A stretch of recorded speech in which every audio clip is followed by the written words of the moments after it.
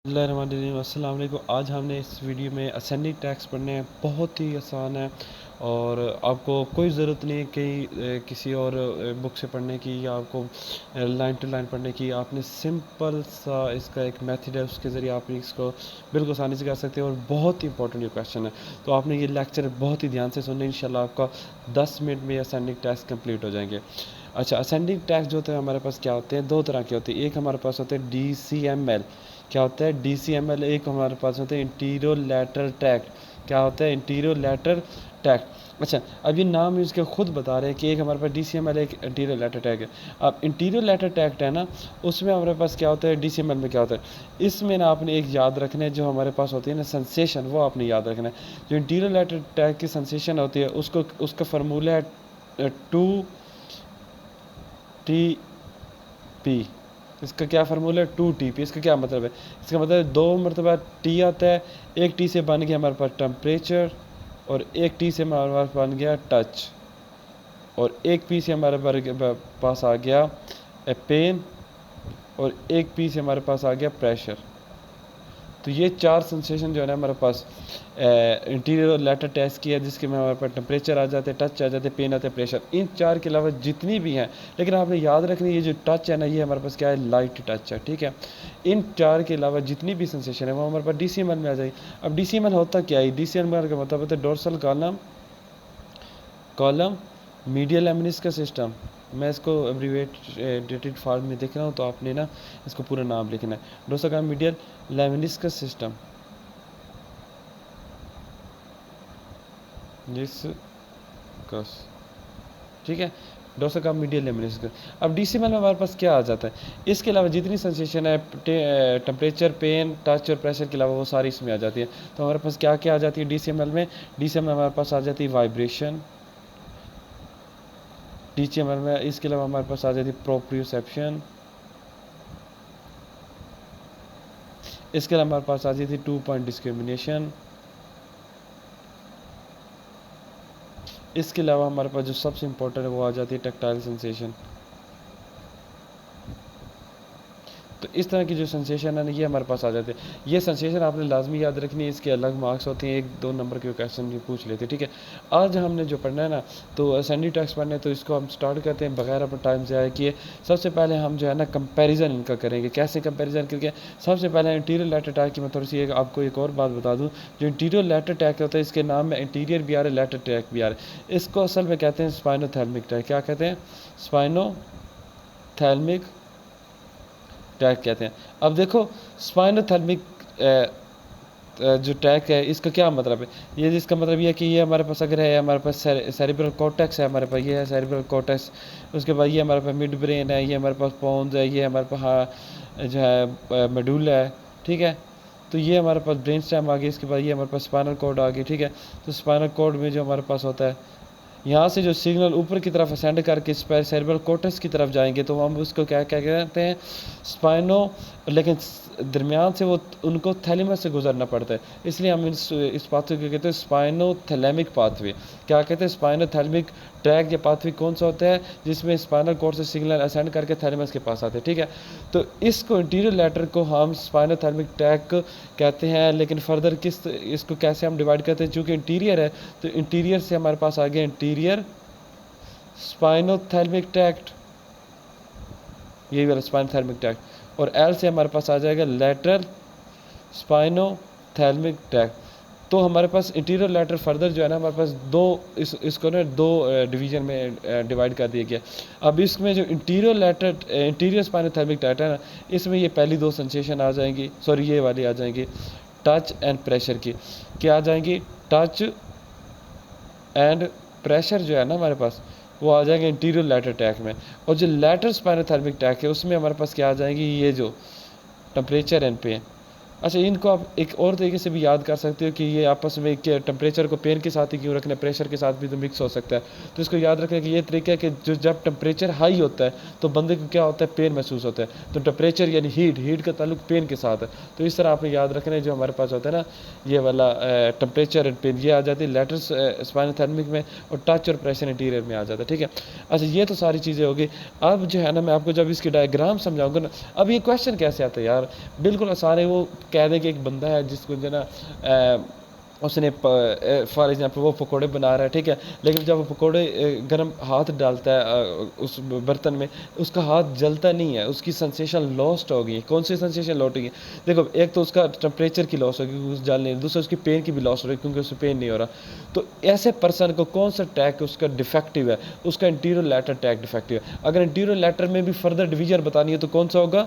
Letter spinothalamic tact होगा, ठीक है। इसी तरह का और क्वेश्चन पूछ सकते हैं कि एक बंदा है जो है वो उसको प्रेशर की सेंसेशन नहीं आ रही है, किसी भी वजह से एक एक्सीडेंट हुआ है और जिसकी वजह से उसकी जो है ना पेन की सेंसेशन लॉस्ट हो गई, तो बताओ उसमें कौन सा डिफेक्टिव पाथवे है। तो इस तरह के क्वेश्चन आ सकते हैं, ठीक है। अब ये जो मैंने डायग्राम छोटी करके बनाई है, इसी डायग्राम की बेसिस पे हमने सारा कुछ जो है ना समझना है आज, ठीक है। तो इसको ऐसे करके हम समझते हैं। सबसे पहले आपने क्या करना है, यहाँ पे सेरिब्रल कॉर्टेक्स बनाना है। क्या बनाना है? सेरिब्रल कॉर्टेक्स बनाने के ये तरीके क्या आपने ना ये वाली डायग्राम में। अब ये डायग्राम आप साथ साथ मेरे साथ जो है ना ड्रा करते जाएं, क्योंकि प्रोफ में एग्ज़ाम में आपने डायग्राम ही बनानी होती है, ठीक है। इसके साथ जो है इतना हमारे पास क्या पड़ा होता है, यहाँ पे पड़ा होता है थैलेमस। क्या पड़ा होता है? थैलेमस। और थैलेमस जो है ना उसको आपने इस तरह बना के अंदर वाई शेप बना देना, ठीक है। इधर पढ़ते हैं इंटरनल कैप्सूल। क्या पढ़ते हैं? इंटरनल कैप्सूल वैसे ऐसा नहीं होता, लेकिन हम अपनी आसानी के लिए उसको ऐसा बना देते हैं, ठीक है। अच्छा, इसके बाद जो है ना हमारे पास आ जाते हैं मिड ब्रेन। पॉन जो है ना थोड़ा बाहर की तरफ निकला होगा, मिड ब्रेन। फिर हमारे पास आते हैं मेडुला, और फिर हमारे पास आ जाती है स्पाइनल कॉर्ड। अब ये जो मैं ड्रा कर रहा हूँ ना, ये हमारे पास है इंटीरियर लैटर टैग। ये मैं कौन सा ड्रा करने लगा हूँ? इंटीरियर लैटर टैग को मैं जो है ना ड्रा करने लगा हूँ। तो इसको आप, ठीक है। अब यहाँ पे क्या करते हैं हम, इस तरह करके क्या बना देते हैं, बटरफ्लाई शेप। ये हमारी क्या बन गई? स्पाइनल कॉर्ड बन गई, ठीक है। अब इसको थोड़ा सा एक और इसी तरह के इंटीरियर लेटर में आपने ना 2 दफ़ा ना स्पाइनल कॉर्ड के जो है ना ट्रांसफर सेक्शन को बनाना है, ठीक है। ये अब क्या होगा जनाब, यहाँ से जो है ना हमारे पास सेंसेशन आएगी, ठीक है, सेंसेशन आएगी। और यहाँ पे हमारे पास पता है डोर्सल रूट गैंग्लियन पड़ा होता है, ठीक है। वहाँ से जाएगी डोर्सल। देखो स्पाइनल कॉर्ड जो होती है ना, स्पाइनल कॉर्ड, उसमें क्या होता है, ये अगर स्पाइनल कॉर्ड है ना, इसका नॉर्मली ये स्ट्रक्चर होता है, बटरफ्लाई शेप, ठीक है। तो उसमें क्या होता है, 2 हॉर्न होते हैं, एक इंटीरियर हॉर्न होता है, एक डोर्सल हॉर्न होता है। ये इंटीरियर हॉर्न होते हैं जो ना, इंटीरियर हॉर्न, ये हमारे पास क्या होते हैं, ये मोटर होते हैं। क्या होते हैं? मोटर होते हैं। और ये पोस्टीरियर हॉर्न होते हैं, ये हमारे पास सेंसरी होते हैं। सेंसरी का क्या मतलब, जितनी इन्फॉर्मेशन कलेक्ट होकर सेंट्रल नर्वस सिस्टम में आएंगी, वो किस में आएंगी? डोर्सल में आएंगी, ठीक है। तो मैंने इसीलिए क्या किया, यहाँ से डोर्सल रूट गैंग्लियन में इसको इंटर किया, ठीक है। अब इधर भी ऐसी डायग्राम बना दें। अब ये मैंने 2 दफ़ा क्यों बनाया? ये इसलिए बनाया ताकि एक आपको चीज़ समझा सकूं कि जब ये इंटर होता है ना सिग्नल डोर्सल रूट गैंग्लियन में, तो 1-2 दफ़ा ये क्या करता है, रिवर्बरेट करता है, ऊपर नीचे ना मूव करता है सिग्नल, ठीक है। 1-2 सेक्शन ना स्पाइनल कॉर्ड के 1-2 लेवल, अगर ये L1 है तो फॉर एग्जाम्पल ये L2 होगा, तो 1-2 लेवल ये ना ऊपर नीचे मूव करता है सिग्नल, जिसकी वजह से एक ट्रैक्ट बन जाता है, ये जो शॉर्ट सा ट्रैक्ट है। अब ये जो शॉर्ट सा ट्रैक्ट बना है, इस ट्रैक्ट को हम क्या कहते हैं? इसको कहते हैं ट्रैक्ट ऑफ ल्यूजार कहते हैं। क्या कहते हैं? Tract of ल्यूजार। स्पेलिंग जो होती है शायद यहाँ पे मिस्टेक हो मेरी, ठीक है, स्पेलिंग आपने देख लेनी है। Tract of Lissauer, LESSAUER, tract of Lissauer, ठीक है। इसको कहते हैं ट्रैक्ट ऑफ ल्यूजार। अच्छा, जैसे इंटीरियर लैटर टैग इंटर होता है, वो क्या कहते हैं, डी कसेट कर जाते हैं अपोजिट साइड पे। देखो अगर लेफ्ट साइड पे इंटर हुआ है ना स्पाइनल कॉर्ड में, तो वो क्या कर जाएगा, डी कसेट करके दूसरी साइड पे चलेगा। अब ये देखो एक न्यूरॉन आ रहा है। अब एक न्यूरॉन कि अपना सिग्नल जो है ना अगले न्यूरॉन को जब देते हैं, तो हम उसको इस शेप में बनाते हैं। ये शेप हमें क्या बताती है कि इन 2 न्यूरॉन के दरमियान आपस में क्या मौजूद है, साइनैप्स मौजूद है। क्या मौजूद है? साइनैप्स मौजूद है। तो इस साइनैप्स को हमने यहाँ पे बनाना है। इसका मतलब क्या है कि जो फर्स्ट ऑर्डर न्यूरॉन था, ये जो पहला सिग्नल लेके आया था स्पाइनल कॉर्ड तक, उसने यहाँ पे अपना सिग्नल क्या कर दिया, ख़त्म कर दिया। यहाँ से सेकंड न्यूरॉन स्टार्ट हुआ जो कि डी कसेट करेगा, दूसरी साइड पे जाएगा और यहाँ से क्या कर देगा, ऊपर मूव कर जाएगा और कहाँ तक आ जाएगा, मेडुला तक आ जाएगा, ठीक है। इसी तरह यहाँ पे भी आपने यही करना है। सेकंड ऑर्डर आएगा और यहाँ पे क्या कर देगा, ऊपर मूव करके इसके साथ चला जाएगा, ठीक है। अच्छा, एक और चीज़ मैं आपको बता दूं, बहुत इंपॉर्टेंट है, एक एक पॉइंट आपने यहाँ पे समझना है कि जो भी होता है ना न्यूरॉन जो कि स्पाइनल कॉर्ड तक सिग्नल लेके आता है, उसको कहते हैं फर्स्ट ऑर्डर न्यूरॉन। ये हमारे पास क्या है, फर्स्ट ऑर्डर न्यूरॉन। और डीकसेशन से पहले पहले न्यूरॉन जो होता है वो फर्स्ट ऑर्डर ही रहता है। जैसे डीकसेशन हो जाती है वो सेकंड ऑर्डर न्यूरॉन बस। तो ये अब डीकसेशन के बाद अब इस न्यूरॉन को हम क्या कहेंगे, सेकंड ऑर्डर। ये जो सिग्नल लेके ऊपर जा रही है ये सेकंड ऑर्डर है, ये भी सेकंड ऑर्डर है। इसका मतलब क्या है, डीकसेशन से पहले फर्स्ट ऑर्डर है, डीकसेशन बाद क्या है, सेकंड ऑर्डर न्यूरॉन बन जाता है। ठीक है, यहाँ तक आप समझा गए। अब क्या करता है कि सेकंड ऑर्डर न्यूरॉन यहाँ मेडुला में जाता है, मेडुला उसके बाद पोन से गुजरता है, पोन से गुजर के मिड ब्रेन से गुजरता है और थैलेमस में आके यहाँ पे क्या कर देता है, यहाँ पे एंड हो जाता है। तो सेकंड ऑर्डर न्यूरॉन कहाँ से स्टार्ट हुआ, स्पाइनल कॉर्ड से स्टार्ट हुआ और एंड कहाँ पे हुआ, थैलेमस में। अब थैलेमस से एक स्पेसिफिक पॉइंट पे एंड होते हैं, उसे क्या कहते हैं, VPL। कौन सा, VPL, न्यूक्लियस ऑफ थैलेमस में ये क्या जाके एंड हो जाता है। अब VPL न्यूक्लियस में क्या होता है, थर्ड ऑर्डर न्यूरॉन जो होते हैं स्टार्ट होता है और वो क्या करता है, ये इंटरनल कैप्सूल से गुजरता है और क्या बना देता है, कोरोना रेडिएटर बना के सोमैटो सेंसरी एरिया कॉर्टेक्स तक ये सिग्नल को पहुंचा देता है। तो ये एरिया को क्या कहेंगे, सोमैटो सेंसरी कॉर्टेक्स। ठीक है, ये हमारे पास क्या था, इंटरनल कैप्सूल। ठीक है, अब देखो आपके 2 मिनट में इंशाल्लाह आपकी सारी वीडियो कंप्लीट हो जाएगी। यहाँ से एक और आपको बात इंपॉर्टेंट बता दूँ कि जो फर्स्ट ऑर्डर न्यूरॉन होते हैं हमारे पास, ये जब स्पाइनल कॉर्ड के स्पेसिफिक सेगमेंट में जहाँ पे ये ख़त्म होता है, वहाँ से जो सेकंड ऑर्डर न्यूरॉन स्टार्ट होता है उसको हम क्या कहते हैं, उस सेगमेंट को, वो हमारे पास होता है सब्सटेंशिया जेलेटिनोजा। ये हमारे पास कौन सा पॉइंट है, ये हमारे पास है सब्सटेंशिया जेलेटिनोजा।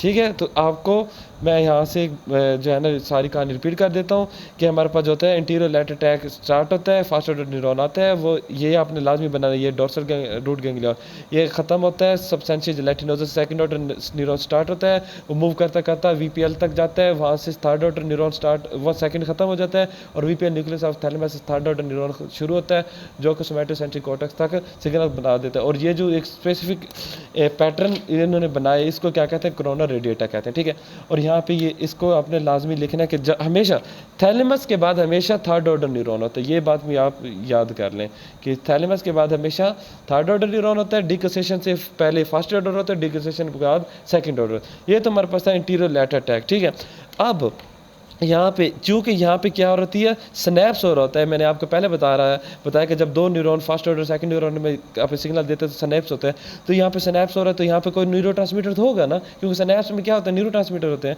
तो यहाँ पे जो न्यूरोट्रांसमीटर होगा यहाँ और यहाँ, वो कौन सा होता है, सब्सटेंस P होता है। क्या होता है, सब्सटेंस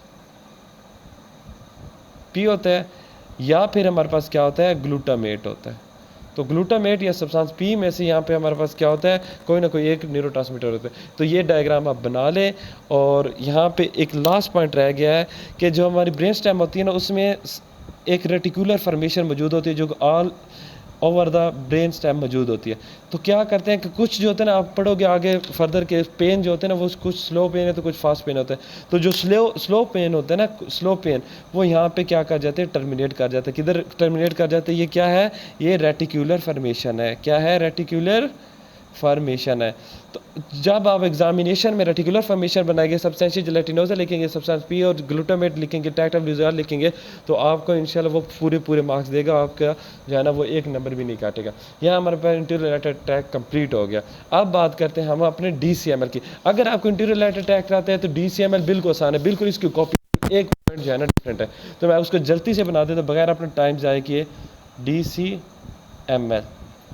ठीक है, अब इसको अपना टाइम ज़ाया किए बगैर जल्दी से बना देते हैं।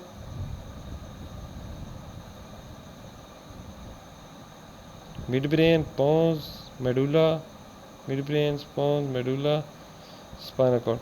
अच्छा, इसमें आप देखो ना, मैंने स्पाइनल कॉर्ड की जो है ना 2 दफ़ा क्रॉस सेक्शन बनाए, लेकिन यहाँ पे मैं सिर्फ एक दफ़ा स्पाइनल, क्योंकि यहाँ पे टैक्ट ऑफ ल्यूजार की ज़रूरत नहीं है, तो सिर्फ मैं इसका एक क्रॉस सेक्शन बनाऊँगा।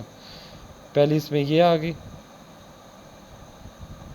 ठीक है, अब यहाँ पे उसी तरह हमने इंटरनल कैप्सूल बनाना है, यहाँ पे थैलेमस बनाना है, बाकी वही सारी पुरानी कहानी जो हमने इंटीरियर लैटर में की है। ठीक है, अब अब यहाँ पे जो है ना स्पाइनल कॉर्ड में जैसे न्यूरॉन आया यहाँ पे उसी तरह डोर्सल फर्स्ट ऑर्डर न्यूरॉन आया, उसने यहाँ पे डीकसेट नहीं किया। इंटीरियर लैटरल डीकसेशन उसी वक्त होते जैसे स्पाइनल कॉर्ड में न्यूरॉन इंटर होते, लेकिन इसमें डीकसेशन उधर नहीं होती, बल्कि ये न्यूरॉन सीधा ऊपर इप्सिलेटर साइड पे आता है और मेडुला में आके ये क्या करता है, यहाँ पे आके ये फर्स्ट ऑर्डर न्यूरॉन खत्म होता है। तो फर्स्ट ऑर्डर न्यूरॉन आप देखेंगे DCML का बहुत बड़ा है, ये भी फर्स्ट ऑर्डर है, ये सारा फर्स्ट ऑर्डर अभी जा रहा है। इधर आके क्या करता है, सेकेंड ऑर्डर न्यूरॉन क्या होता है, शुरू होता है और वो जाता है VPL न्यूक्लियस तक। तो आगे वही कहानी है, सिर्फ फ़र्क क्या आ रहा है कि वहाँ पे फॉरेन डीकसेशन हो जाती है यहाँ, बल्कि और इसमें क्या होता है, इसमें डीकसेशन मेडुला के लेवल पे हो रही है। ठीक है, तो ये हमारे पास क्या है, सेकंड ऑर्डर न्यूरॉन है।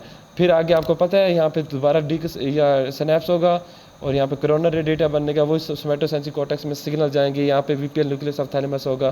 तो वो सारी बातें वही हैं जो इंटीरियर लेटर की आप बनाएंगे, इसमें ये सारी चीज़ें वही बनाई, बस इसमें फर्स्ट सेकंड ऑर्डर का न्यूरॉन का डिफरेंस होता है कि यहाँ पे फर्स्ट ऑर्डर न्यूरॉन बड़ा होता है और मेडुला तक जाता है, और सेकंड ऑर्डर न्यूरॉन जो है वो मेडुला से थैलेमस जाते हैं, और थैलेमस के बाद तो हमेशा ही थर्ड ऑर्डर न्यूरॉन होता है। तो ये ऑर्डर आपने लाजमी लिखने हैं। ठीक है, एक ये डिफरेंस है, और इसके बाद एक और डिफरेंस ये है कि हमारे पास जो होता है ना, यहाँ पे तो हमने देखा था कि इंटीरियर लेटर उसी वक्त सब्सटेंशिया जेलेटिनोसा में सिनेप्स बनाता है फर्स्ट ऑर्डर न्यूरॉन, लेकिन यहाँ पे फर्स्ट ऑर्डर न्यूरॉन क्या यहाँ पे जा रहा है, मेडुला में। तो यहाँ पे भी जो सिनेप्स बन रहा है, तो यहाँ पे जो सिनेप्स बन रहा है वो कौन सा, जो सेकंड ऑर्डर न्यूरॉन है वो कौन सा होगा, कौन सा न्यूक्लियाई यहाँ पे मौजूद होगा। तो यहाँ पे दो तरह के न्यूक्लियाई मौजूद हो सकते हैं, वहाँ पर जो सब्सटेंशिया जेलेटिनोसा था, यहाँ पे न्यूक्लियस क्यूनिएटियस होगा, क्यूनिएटस होगा, या पर न्यूक्लियस ग्रेसिलस होगा। ठीक है, अब इसको याद कैसे करना है, कहाँ पे क्यूनिएटस और कहाँ पे ग्रेसिलस, जो T6 लेवल के अबाव सिग्नल आएंगे ना, अबाव, वो न्यूक्लियस क्यूनिएटस में जाके टर्मिनेट होंगे। ठीक है, फर्स्ट ऑर्डर न्यूरॉन, और जो T6 and above, sorry T6 and below जितने भी सिग्नल होंगे वो ग्रेसिलस में जाएंगे। तो आपने याद, आपका अगर भूल जाए कि ग्रेसिलस ऊपर वाले सिग्नल लेते हैं या क्यूनेट, तो आपने याद रखना C से क्यूनेटस और C फॉर कैप, और कैप हमेशा ऊपर होती है। तो आपने याद रखना कि T6 से अबाउ के जो सिग्नल होंगे वो इधर जाएंगे। अब ये सिंपल सी डायग्राम थी, मैंने दोनों कंपेरिजन में करा दी। अगर आपको वीडियो अच्छी लगी हो तो चैनल को लाइक और सब्सक्राइब कर दो। बिल्कुल आसान है यार, बिल्कुल ऐसे ही आता है कि पेपर में क्वेश्चन कैसे आते हैं, आपको सेंसेशन दे देंगे कि फलां सेंसेशन लॉस्ट होगी, आप बताएं कि हमारे पास जो है ना कौन सा टैग डिफेक्टिव है, उस टैग में आप न्यूक्लियाई बताएं, फर्स्ट ऑर्डर न्यूरॉन बताएं, सेकंड ऑर्डर न्यूरॉन बताएं, डायग्राम बना दें। यार आपको कुछ भी नहीं आता, आप डायग्राम बना दें, आपके 5 में से 5 नंबर कोई नहीं काट सकते, एक नंबर भी नहीं काट, फुल नंबर आपको मिलेंगे। ठीक है, आपको वीडियो अच्छी लगी है तो लाइक और सब्सक्राइब कर दें, और नेक्स्ट वीडियो में मैं आपको डिसेंडिंग जो है ना टेक्स्ट समझाऊंगा। Thank you.